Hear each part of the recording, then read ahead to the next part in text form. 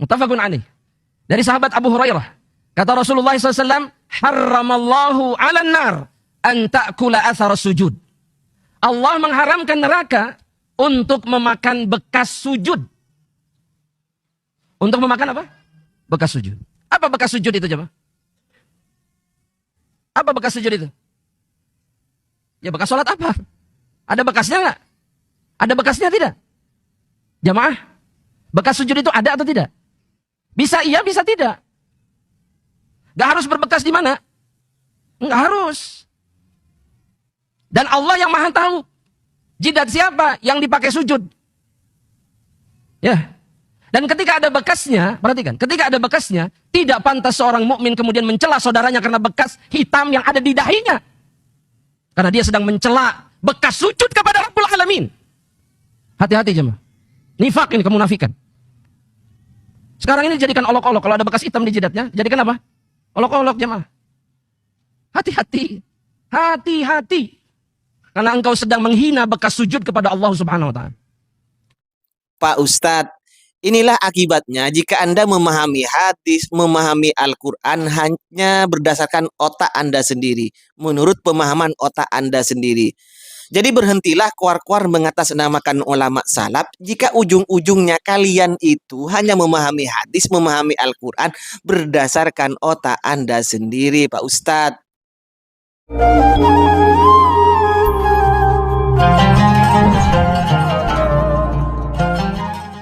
Assalamualaikum warahmatullahi wabarakatuh. Alhamdulillah wassalatu wassalamu ala Rasulillah wa ala alihi wa sahbihi wa mawala amma ba'du.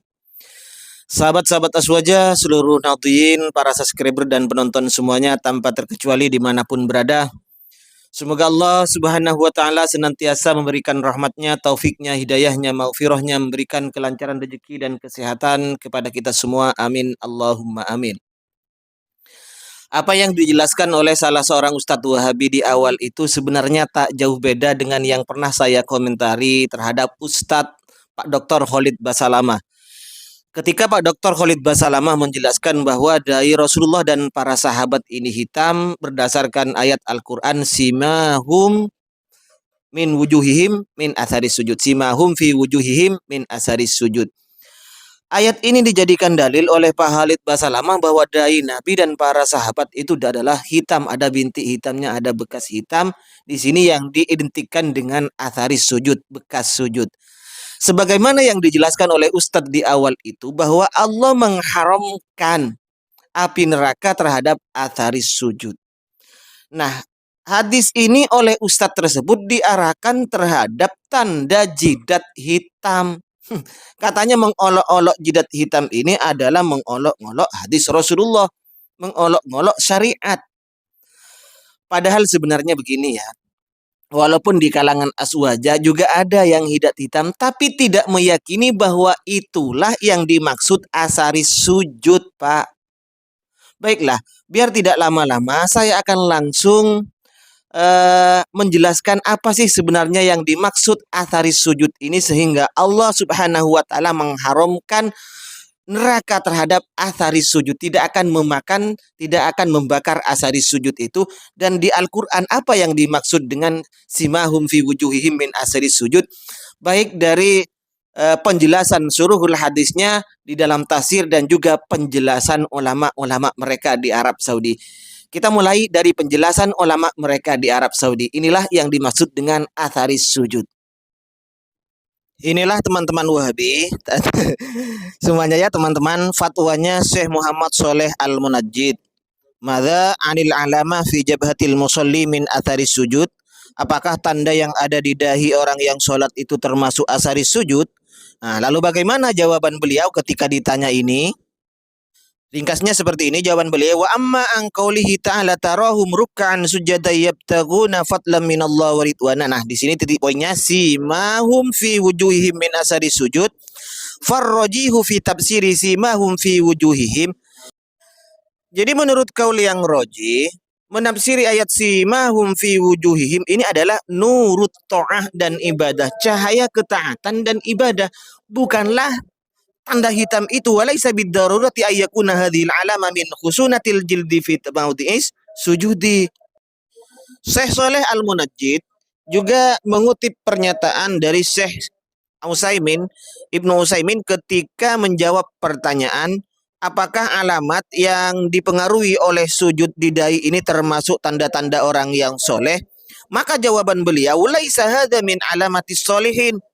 Tanda hitam yang ada di dahi seseorang bukanlah merupakan tanda kesolehan seseorang, walakin al-alamah hiya an-nurul ladzi yakunu fil wajhi. Tetapi tanda sujud itu adalah yang dimaksud an-nur yakunu fil wajhi, yang ada pada wajah, wan sirahu sodri, dan lapang dada, wa husnul khuluq, dan apa namanya itu, baik perangainya dan lain-lain sebagainya. Ini penjelasan dari Ibnu Utsaimin. Amal asarul ladzi yusabbibuhu sujud fil wajhi, adapun bekas yang disebabkan oleh sujud yang ada pada wajah ini, faqad yadhharu fi wujuhi man la yusalluna illal faraid. Terkadang tampak sekali terhadap orang yang jarang-jarang sholat, yang hanya mengerjakan sholat fardu. Kadang-kadang dahinya hitam. Karena apa? Karena tipisnya kulitnya itu, kasarnya tempat sujudnya. Wa qad la tadhharu fi wujuhi man yusolli katsiran wa yutilu sujud. Terkadang orang yang rajin sujud, selalu rajin sholat, tak nampak apa-apa di wajahnya. Ya karena memang kasar, karena memang tebal mungkin kulit wajahnya itu, kulit dahinya ini. Selanjutnya dalam fatwa lain, Syekh Saleh Al-Munajjid mengatakan la ta'kuluhan nar, yang tidak akan dimakan yang tidak akan dibakar oleh api neraka itu apa? Wa ya'rifu biha syafi'una ihwanahum alladzina yuriduna yashfa'u lahum min ahlil kabair alladzi dakhulun nar. Orang-orang yang diberi izin oleh Allah untuk memberikan syafaat terhadap teman-teman dan saudaranya ketika akan ditolong mereka mengerjakan dosa besar di dunia ini, ketika dimasukkan neraka, orang-orang yang bermaksiat, ini yang dimaksud hiya al-a'da as-sab'ah, itu adalah anggota tujuh anggota yang digunakan dalam sujud, yaitu wajah, kedua tangan, kedua lutut, dan kedua kaki. Ini itulah anggota yang digunakan oleh ketika kita sujud. Wa haramallahu ala nar ta'kulu atharas sujud, itulah yang dimaksud. Di dalam kitab Fathul Bari Syarah Sahih Bukhari juz 2 dijelaskan tentang makna hadis yang Pak Ustadz sebutkan itu. Wa tulifa fil muradi bi qoulihi atharus sujud. Ulama terjadi perbedaan maksud dari asar sujud ini. Faqilahi al-a'da as-sab'ah, yang diselamatkan oleh Allah nanti di akhirat itu, yang tidak akan dibakar oleh api neraka. Ada yang mengatakan bahwa itu adalah anggota sujud yang 7 yang akan disebutkan ini juga. Ini juga dari Ibnu Abbas. Wa huwa hadza huwa adz-dzahir, inilah yang zahir. Kemudian Al-Iyad berkata, wa qala Iyad al-muradu al-jab'a khassah, tetapi yang dimaksud asari sujud yang tidak akan dibakar oleh api neraka hanyalah wajah saja, bukan hitam di dahi maksudnya, Pak. Dasarnya apa Iyad? Ini anna qauman yakhrujuna minan nar, ada kaum yang dikeluarkan, yang keluar dari api neraka, yang semua badannya itu terbakar, tubuhnya terbakar, kecuali darat sujud, kecuali darat wujuhim, sekitar mukanya saja, ini wajahnya saja. Nah, ini di tafsir Ibnu Katsir juz keempat menjelaskan tentang ayat simahum fi wujuhihim min asari sujud. Dari Ibnu Abbas di sini, simahum fi wujuhihim, yakni as-samta al-hasan, yang dimaksud itu adalah perangai yang baik, Pak Ustadz.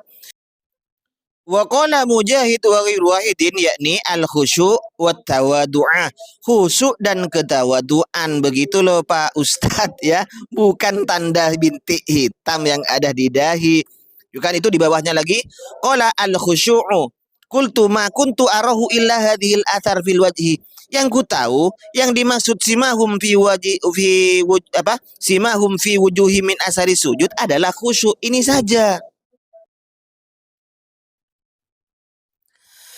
Demikian ya teman-teman, ini menandakan bahwa mereka itu sebenarnya menafsiri Al-Quran, menafsiri hadis hanya berdasarkan otak mereka sendiri, yang mereka kuar-kuar mengaku mengikuti ulama salaf. Tapi ulama salaf siapa yang menjelaskan seperti ini?